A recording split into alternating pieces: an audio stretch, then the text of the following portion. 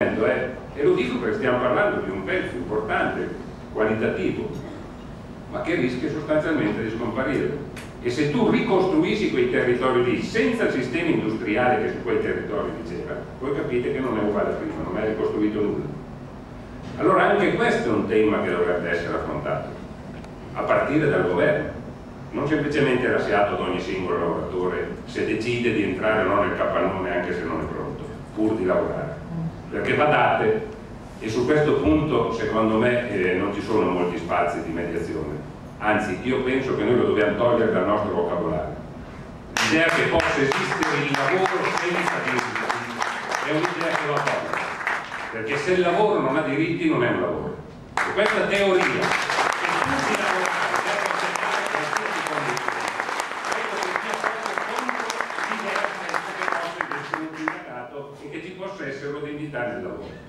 Allora io penso che insieme a loro, se non li vogliamo lasciare soli, e così arriviamo anche a una discussione più generale, noi da quell'episodio che è avvenuto gravissimo, da quella tragedia, chiamiamoli con i suoi nomi, da quella strage di operai che si è determinata, io credo noi dobbiamo trarre degli insegnamenti e dobbiamo valutare assieme a loro che cosa fare. Penso che discuteremo oggi, perché alcune cose anche classiche, essere lì, fare anche momenti di assemblea di delegati lì, insieme a loro, sia un punto che dà una forza a loro di poter continuare e allo stesso tempo pone il fatto di ripensare allo sviluppo sostanzialmente di questo paese. Perché se si può costruire in Italia tranquillamente capannoni nuovi senza rispettare le norme di sicurezza, non è un problema di quei territori lì, è un problema di questo paese. E se allo stesso tempo sei di fronte al rischio concreto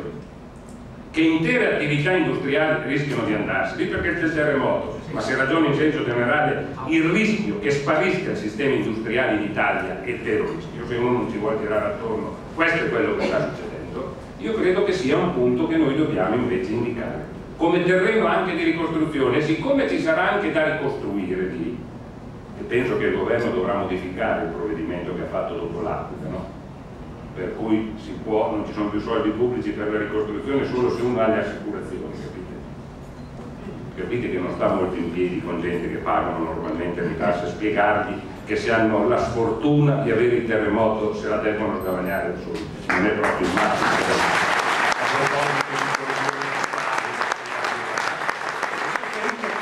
Ci sono problemi che riguardano appunto come difendo quella struttura industriale e che tipo di ricostruzione faccio. Ora, senza volersi sostituire a nessuno, perché c'è un ruolo che devono svolgere i comuni, le persone, le istituzioni, io penso però che il nostro mestiere non dobbiamo smettere di farlo neanche lì. E questo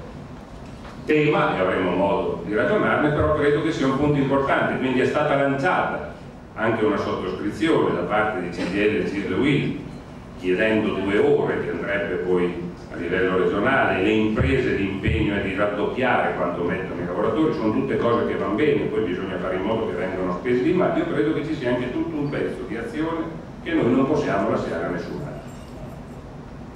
e che quindi dobbiamo vedere quali sono le forme più utili da affrontare, non nascondendoci nulla di quello che è avvenuto per impedire che da altre parti possa avvenire, soprattutto per affrontare anche in temi diversi. Dico queste cose perché se ragioniamo su quello che sta succedendo, sugli argomenti che qui avete discusso, mi sembra che noi siamo in una situazione davvero molto complicata e difficile. Io lo dico anche qui perché anche nella nostra discussione dentro la FIOP e a volte anche nella discussione in CGIL, ma mi permetto di dire anche nel dibattito politico generale che sento, io ho la sensazione tante volte, non vorrei apparire presuntuoso, quindi il mio punto di vista che naturalmente può essere anche sbagliato, ma io ho la sensazione tante volte che fino in fondo non si sta capendo quello che succede. C'è una sottovalutazione di quello che sta avvenendo. Esempio, dire semplicemente che siamo in crisi, secondo me non vuol dire nulla